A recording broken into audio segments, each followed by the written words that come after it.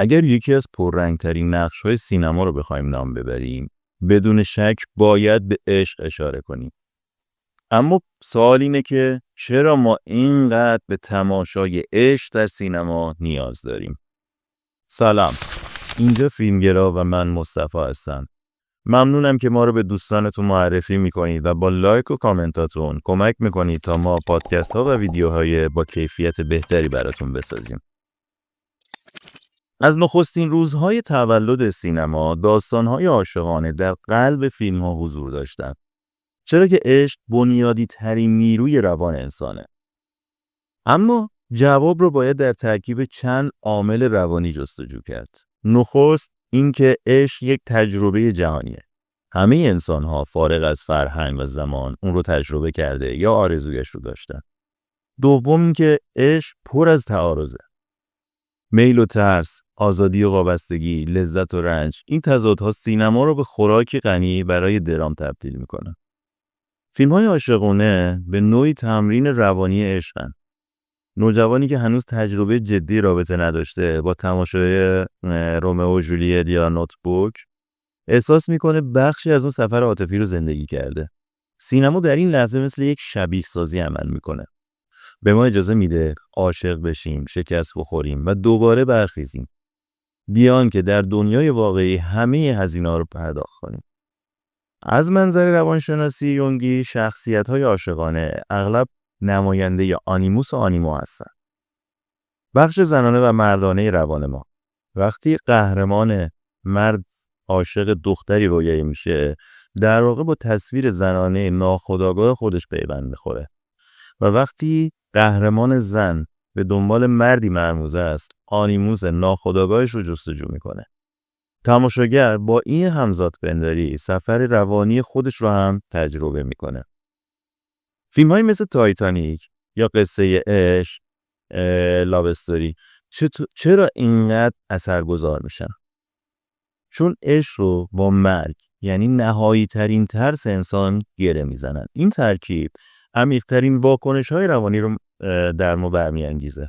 ما همزمان با قهرمان‌ها عاشق میشیم، میترسیم، گریه میکنیم و در نهایت حس میکنیم چیزی از درونمون پالایش شده.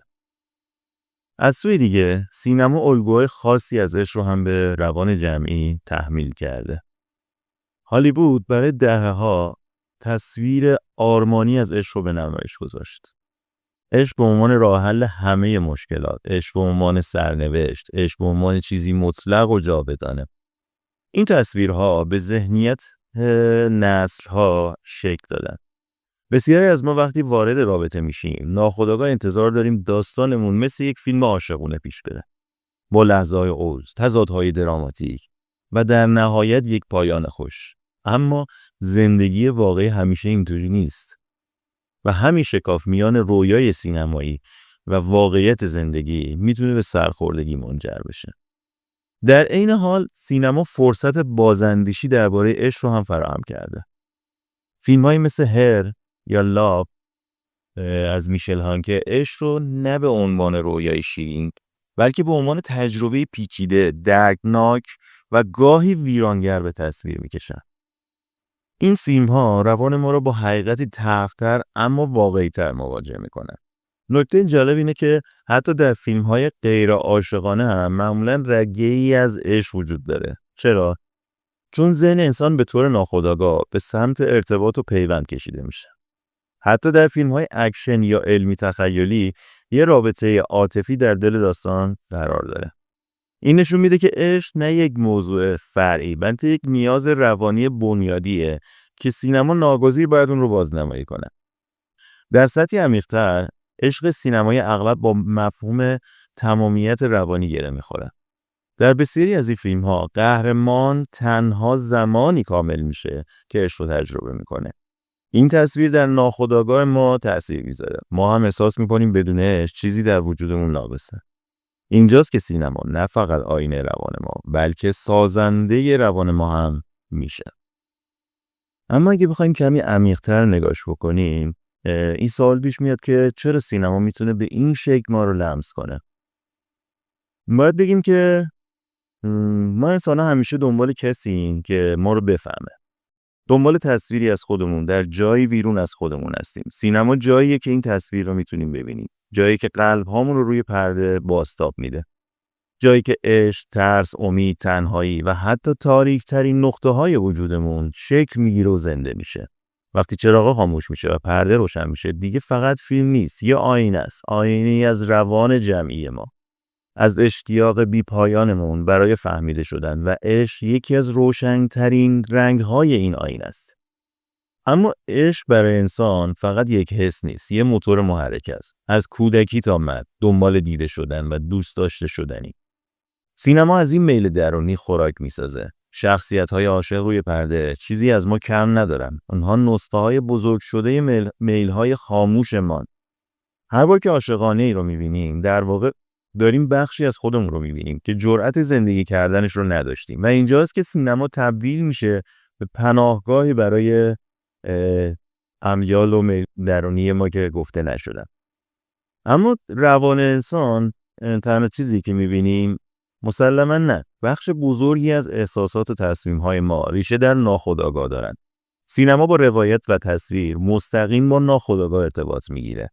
یه دیالوگ ساده، یه نگاه کوتاه، یه صحنه خاموش میتونه چیزی رو در درون ما لمس کنه که حتی خودمون ازش خبر نداریم. به همین خاطری که بعضی از فیلم‌ها برامون فراموش نشدنی میشن. چون فقط یه قصه نگفتن، بلکه چیزی رو در اعماق ما بیدار کردن. وقتی زندگی سخت میشه، ذهن ما به دنبال راه فراره. عشق یکی از قدیمی ترین و نیرومندترین روایات نجاته. سینما این روایت رو پرورش میده. قهرمان عاشق، موانع، رنج و در نهایت رستگاری. اما واقعیت همیشه مثل فیلم ها تموم نمیشه. با این حال دیدن عشق روی پرده ما رو یاد این امید میندازه که حتی در تاریکی نوری هست. این امید برای انسان مدرن حیاتی تر از همیشه است. اما سینما عشق رو آرمانی نشون میده. پرشور، شاعرانه، نجات بخش. اما عشق واقعی پر از تناقضه. پر از صبر، سکوت، آسیب و رشد. جوانها وقتی بارها عشق سینمایی رو میبینن، ناخودآگاه تصویری از باید و نباید تو ذهنشون ساخته میشه و این تصویر میتونه فاصله بزرگ بین واقعیت و رویا بسازه. شناخت این تفاوت بخش مهمی از بلوغ عاطفیه و شاید همین لحظه است که عشق از خیال به واقعیت پا میذاره. و در نهایت سینما فقط قصه گفتن نیست. آینه‌ای برای دیدن خودمونه. عشق در سینما یعنی عشق در ناخودآگاه جمعی، یعنی چیزی فراتر از یک حس ساده. جوانها با دیدن فیلم‌ها در واقع دارن تکیه‌ای از روان خودشون رو کشف میکنن. اگه یاد بگیریم این تصویر رو بفهمیم، سینما فقط سرگرمی نیست. یه مسیر شناخت خودمونه و شاید عشق همون نخی باشه که همه این تصویرها رو به هم وصل میکنه. اگه تا اینجا با من همراه بودی، یعنی یه جایی از این مسیر چیزی درونت با این حرف هم صدا شده. برای من هر کامنت، هر نظر و هر فکری که از تو بیاد ادامه همین سفره. پس اگه دوست داشتی نظرت رو برام بنویس و همش رو میخونم.